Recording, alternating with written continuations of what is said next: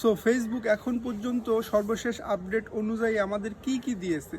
অধিকাংশ মানুষকে content monetization দিয়ে দিয়েছে। আমরা টেক্সে এখন থেকে সং ব্যবহার করতে পারবো। আমরা ভিডিওগ্রাম নামক নতুন যে টুলস আছে, অর্থাৎ ক্রিয়েটর স্টোর ফ্রন্ট, সেখান থেকে আমরা ভিডিও মেক করে কাস্টমাইজ করে অন্যকে ভিডিও সেল করতে পারবো বা অন্যের কাছে সেল করতে পারবো অর্ডারের অনুযায়ী। আর ফেসবুক যেটা বলতেছে, যারা আনঅরিজিনাল কন্টেন্ট নিয়ে কাজ করতেছে তাদের বিরুদ্ধে ব্যবস্থা নেবে। আর ফেসবুক তাদের নিজস্ব যে অ্যালগরিদম আছে, অর্থাৎ আনঅরিজিনাল কন্টেন্টগুলো ডিটেক্ট করার জন্য সেটাকে আরও বেশি স্ট্রং করবে। এইগুলোই হচ্ছে সর্বশেষ আপডেট।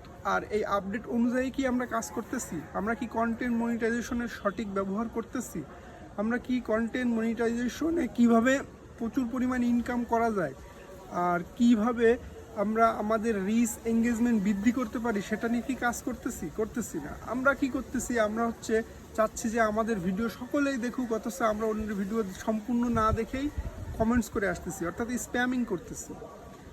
আমরা বুঝাচ্ছি যে আপনারা আমি সাপোর্ট করতেছি, আপনি আমাকে কেন সাপোর্ট করতেছেন না, এটা আমরা বুঝাচ্ছি, কিন্তু ব্যাপারটা তা নয়। আপনি যদি অন্যের ভিডিও সম্পূর্ণ না দেখেই কমেন্টস রেখে যান, সেক্ষেত্রে ফেসবুক আপনাকে স্প্যামার হিসাবেই কাউন্ট করবে, যার কারণে আপনার পোস্টগুলো সামনে পৌঁছাবে না অন্য সবার।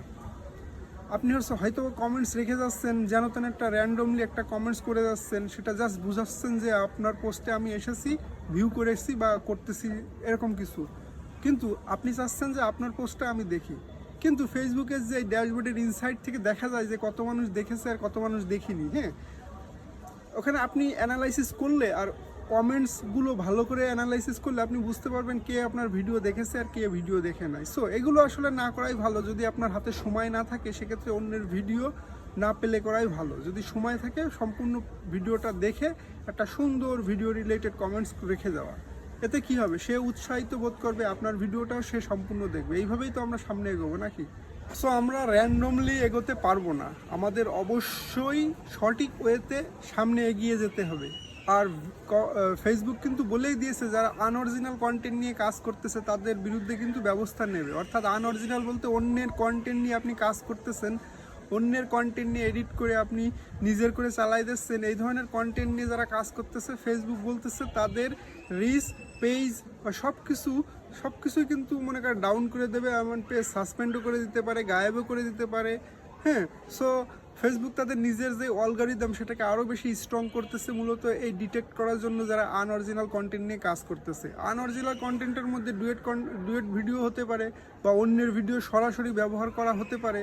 হ্যাঁ, বা অন্যের পোস্ট বা অন্যের ছবি ব্যবহার করে যে কন্টেন্টগুলো অনেকে তৈরি করে, মনে করতেছে ফেসবুক ডিটেক্ট করতে পারবে না। ব্যাপারটা তা নয়, ফেসবুক কিন্তু এটা নিয়ে কাজ করতেছে। সো ভবিষ্যতে কিন্তু এটা আরও বেশি স্ট্রং হবে। আর যারা এই আনঅরিজিনাল কন্টেন্ট নিয়ে কাজ করতেছে তাদের বিরুদ্ধেও ব্যবস্থা গ্রহণ করা হবে, এটা কিন্তু 100% শিওর থাকুন।